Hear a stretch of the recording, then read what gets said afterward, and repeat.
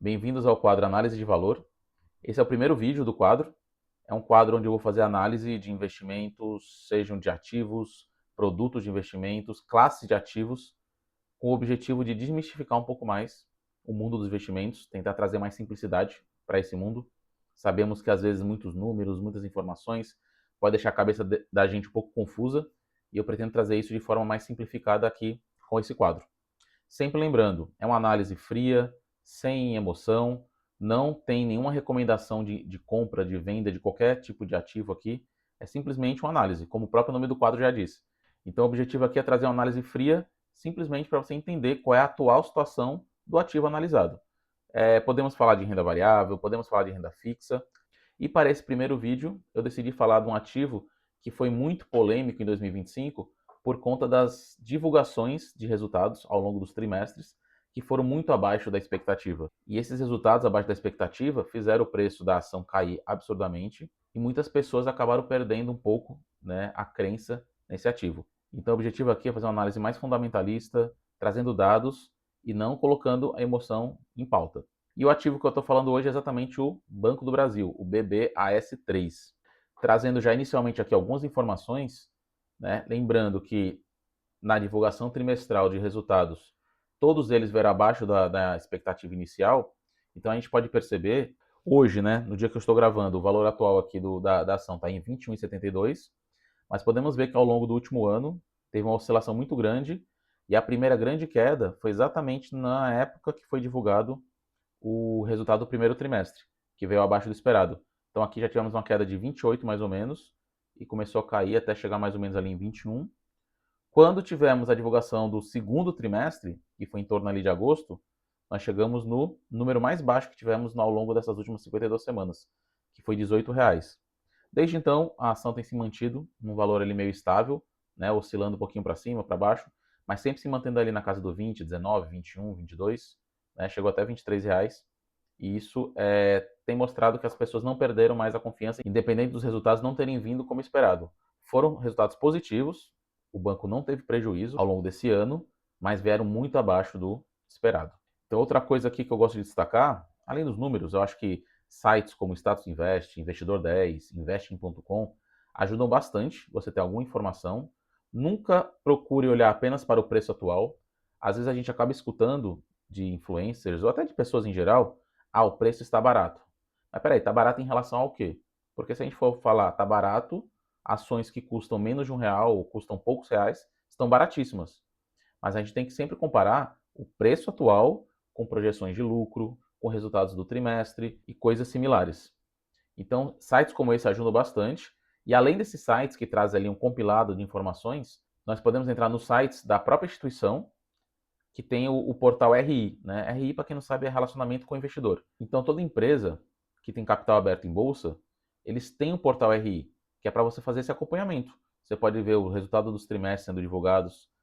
Temos aqui o kit do investidor, que exatamente traz informações contábeis, histórico, né, dessas informações, dados um pouco mais profundos para você entender ali como é que está a situação financeira da instituição.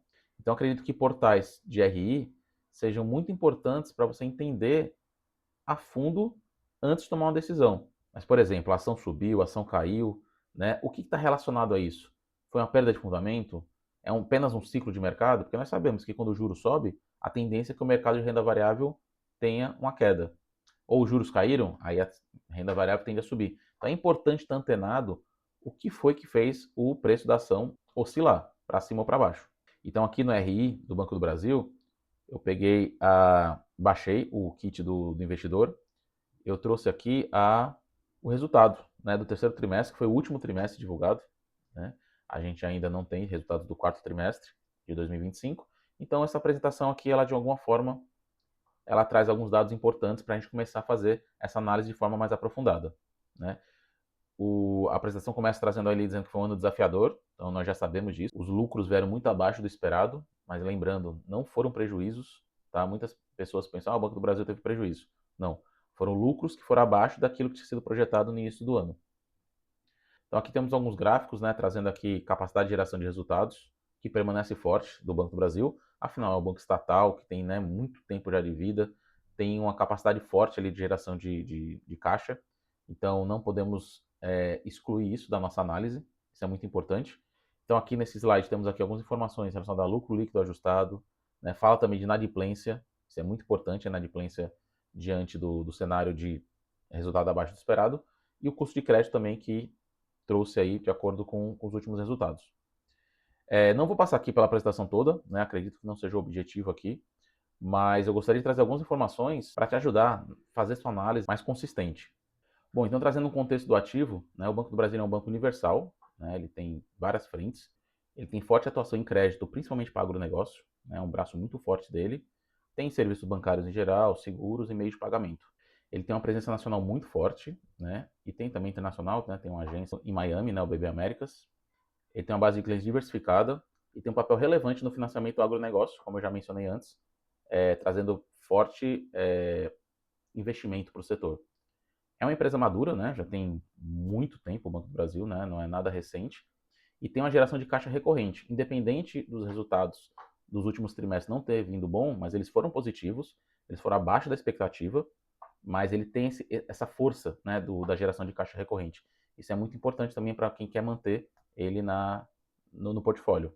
Mas uma coisa que muita gente menciona, que pode ser um problema, até hoje ainda não vi, né, esse problema ser consolidado, mas pode acontecer em algum momento, é a interferência de um controlador estatal. Ou seja, o Banco do Brasil, ele é um estatal, né? Então ele pode ter interferência do governo. Não estou falando aqui de governos específicos, estou falando no geral. Então isso pode influenciar na geração, né, de lucro, de resultados do banco por conta disso, porque o governo ele pode interferir para poder querer direcionar operações para caminhos escusos e obscuros aí que não vale a pena a gente entrar no detalhe. E aí, por perfil, qual é o objetivo de ter o Banco do Brasil, né, ter o BPSA3 na carteira? Ele não é uma ação de crescimento agressivo, já é um banco consolidado, né, ele não tem mais muito como crescer de forma exponencial, então ele é um ativo que é muito usado para compor carteiras de dividendos, ou seja, geração de renda. Se você tem o objetivo de ter uma carteira de geração de renda, é uma boa pedida ter BBAS3 na sua carteira. Ela tem uma exposição ao setor financeiro tradicional, né? A gente sabe que no Brasil, banco é uma coisa que possivelmente não vai quebrar. Se a gente pega aqui empresas mais valiosas dos Estados Unidos, tecnologia. Se a gente pega empresas mais valiosas do Brasil, banco. Né? Então aqui é um setor muito forte. Então ele sim, faz mais sentido ter ativo do Banco do Brasil na carteira como eficiência do que apostar numa expansão, num crescimento acelerado.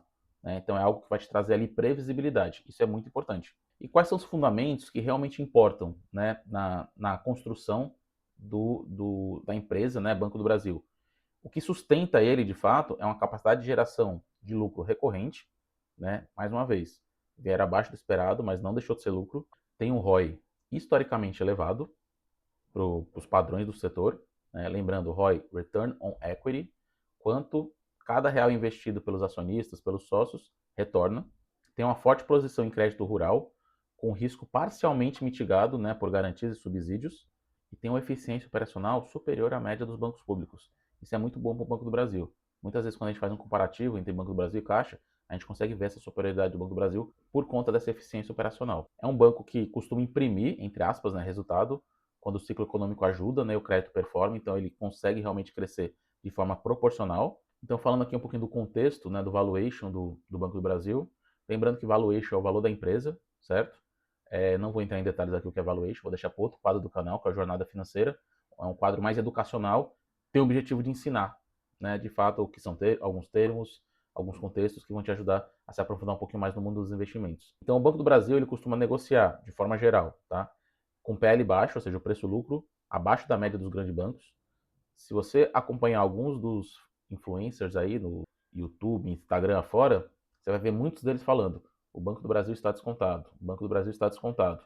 Por quê? Porque o preço dele atual, mediante a capacidade de geração de lucro que ele tem, é muito interessante. Então isso acaba que chama a atenção de muita gente.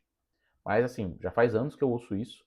Nesse recente histórico, né, não houve um crescimento tão grande para poder justificar esse preço baixo. Então ele continua barato, né, a gente ainda não tem previsão de quando ele vai estar num preço justo. Mas esse desconto ele não é por acaso, né? Ele tem um motivo. E o principal motivo, né, tem alguns, né, mas o principal deles é o risco político, aquele que já mencionei anteriormente. A possibilidade, a probabilidade de haver uma interferência governamental dentro do banco. Então esse risco faz muitas pessoas não acreditarem na tese, na política de investimento do Banco do Brasil. Então, por isso que ele praticamente está sempre descontado. E aí, como existe esse risco político, surgem outros riscos que são oriundos desse primeiro, como, por exemplo, a imprevisibilidade de pagamentos de dividendos no longo prazo. Hoje, o Banco do Brasil ele é conhecido por pagar bons dividendos, pagar dividendos recorrentes, mas se de repente uma canetada do governo fala, ó, não vamos me pagar dividendo por X anos, pode acontecer. Recentemente, né, tivemos algumas notícias que a Petrobras não ia pagar dividendos, muita gente saiu do ativo, o preço caiu absurdamente, mas no fundo foi só fogo de palha. Os dividendos continuaram sendo pagos e não houve interferência. Mas sempre é um risco. Empresa estatal sempre vai existir esse risco. E aí, como existem interferências governamentais, as decisões nem sempre vão maximizar o valor para o acionista. Pode ser decisões unilaterais, que não vão beneficiar os acionistas de forma alguma. Então isso acaba sendo um risco grande, por isso que o preço ali está sempre descontado, por conta desses pequenos riscos. Ou seja, o valuation baixo nem sempre significa necessariamente que está barato. Pode significar simplesmente um risco que foi precificado. O preço justo é esse, mas por conta do risco, vamos ter aqui esse desconto, e o preço hoje, atualmente, é esse aqui. Então, resumindo aqui os riscos que podem interferir, né, no valuation do Banco do Brasil: interferência política, mudança abrupta na política de dividendos, pressão para financiar projetos com retorno inferior ao risco, deteriorização macro, que pode afetar a inadimplência. Então, tudo isso é um risco muito grande. Esses riscos eles não aparecem ali de forma clara no múltiplo, né? Mas quem acompanha o histórico sempre entende por que esse risco existe, né? E como que ele afeta ali o ativo. Bom, para quem que esse ativo faz sentido? Investidores de longo prazo, que entendem o risco político, quem busca dividendos elevados no curto e médio prazo, né? Então, levando ali em consideração ali o recente, que está um pouco mais baixo, mas sempre um pagamento consistente ali de dividendos, e carteiras que aceitem volatilidade por conta da governança. Isso aqui faz parte na hora de tomar a decisão de investir num ativo como o Banco do Brasil. E para quem não faz sentido, investidores que priorizam previsibilidade absoluta, né? Ou seja, a renda variável não vai fazer sentido para um investidor como esse, porque renda variável não tem previsibilidade. Quem não tolera decisões fora da lógica do mercado, né? Então, se você acha que o mercado tem um grande papel decisor na hora de você investir, o Banco do Brasil talvez não seja a melhor ação para você por conta dessa influência governamental. E quem busca crescimento estrutural acima da média. Como eu mencionei anteriormente, o Banco do Brasil ele não é uma ação de crescimento. Ele é uma ação de geração de receita, geração de dividendos. Se você busca crescimento exponencial, talvez valha a pena olhar para outros bancos ou outros ativos que vão ter ali mais essa capacidade no curto e médio prazo. Então, resumindo aqui, de uma forma bem sucinta, o Banco do Brasil é um ativo eficiente, lucrativo e que está descontado. Mas esse desconto ele existe por um motivo claro: risco político. Não é uma ação para você esquecer na carteira. Ela é uma ação para quem entende o risco político dentro da estratégia patrimonial. Bom, então se você gostou desse vídeo, se ele fez algum sentido para você, não se esquece de se inscrever no canal, dá um like, compartilha com pessoas que talvez façam sentido receber um conteúdo como esse. E se você tiver algum feedback, se você entende que o formato precisa ser mudado, tem alguma coisa para melhorar, ou algum ativo que você queira ver aqui, né, nesse quadro ao longo das próximas semanas, deixa aqui um comentário que eu vou ler, vou responder, e aí a gente tenta colocar isso dentro das nossas próximas análises. Obrigado por assistir até aqui e até a próxima.